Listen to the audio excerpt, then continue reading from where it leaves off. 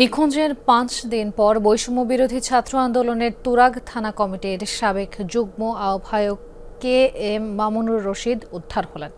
শুক্রবার দুপুরে তাকে নারায়ণগঞ্জের পূর্বাচল থেকে উদ্ধার করা হয়। এরপর রাজধানীর কুয়েত মৈত্রী হাসপাতালে নেওয়া হয় চিকিৎসার জন্য। তবে কে বা কারা তাকে অপহরণ করেছিল তা এখনও জানা যায়নি।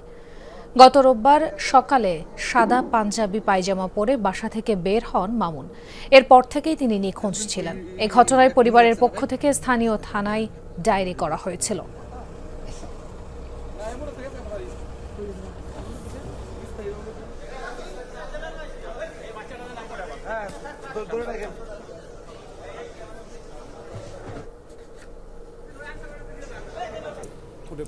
নিখোঁজের ৫ দিন পর বৈষম্য বিরোধী ছাত্র আন্দোলনের তুরাগ থানা কমিটির সাবেক যুগ্ম আহ্বায়ক এম মামুনুর রশিদ উদ্ধার হলেন। এ বিষয়ে আরও তথ্য জানব কুয়েত মৈত্রী হাসপাতাল থেকে সরাসরি যোগ দিচ্ছেন সহকর্মী ফয়সাল মাহমুদ। ফয়সাল, কে এম মামুনের শারীরিক অবস্থা এখন কেমন রয়েছে? তার এতদিন নিখোঁজ থাকার ব্যাপারে কোনো তথ্য কি জানতে পেরেছেন কিনা?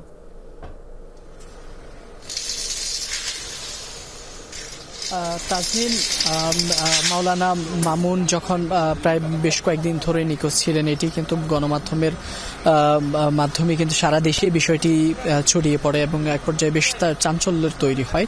তো আজকে জুমার নামাজের পরপরই উত্তরার বিএনএস সেন্টারে আপ বাংলাদেশের পক্ষ থেকে একটি মানববন্ধনের আয়োজন করা হয়। সেখানে মাওলানা মামুনের বাবাও উপস্থিত ছিলেন। তো মূলত সেখান থেকেই সর্বপ্রথম আমরা জানতে পারি যে মাওলানা মামুনকে পাওয়া গেছে। তাকে অচেতন অবস্থায়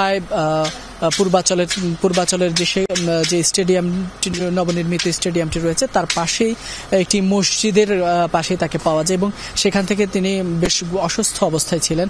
পরবর্তীতে পুলিশ গিয়ে সেখান থেকে তাকে উদ্ধার করে দ্রুত আমার পিছনে যে কুয়েত মৈত্রী হাসপাতাল রয়েছে সেখানে নিয়ে আসে এবং পরবর্তীতে এখানকার ডাক্তাররা প্রাথমিক চিকিৎসা দেওয়ার পর তার জ্ঞান ফিরে।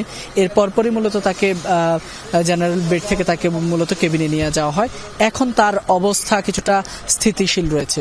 তবে এখন পর্যন্ত আমরা এখানে যারা উপস্থিত ছিলেন, পুলিশ সহ বেশ কয়েকজন যারা উপস্থিত ছিলেন, তার আত্মীয় স্বজন কিংবা তার দলীয় যে সকল লোকজন, তাদের সাথে আমরা যোগাযোগ করেছি। কে কিভাবে বা কোথা থেকে তিনি অপহৃত হয়েছেন কিংবা গুমের শিকার হয়েছেন বা কিভাবে নিখোঁজ হয়ে গিয়েছেন, এই বিষয়টি আসলে তারা এখনো পর্যন্ত জানতে পেরেছেন কিনা সে বিষয়ে আমরা কথা বলেছি। তারা এখনো পর্যন্ত আনুষ্ঠানিক এ বিষয়ে কোনো কথা জানাননি। তবে তারা বলছেন যেহেতু তাকে পাওয়া গেছে, আপাতত তার চিকিৎসা নিয়েই তারা গুরুত্ব দিচ্ছেন। তার পরবর্তীতে পুলিশের সদস্যরা রয়েছেন, তারা হয়তো এখান থেকে বের হবেন।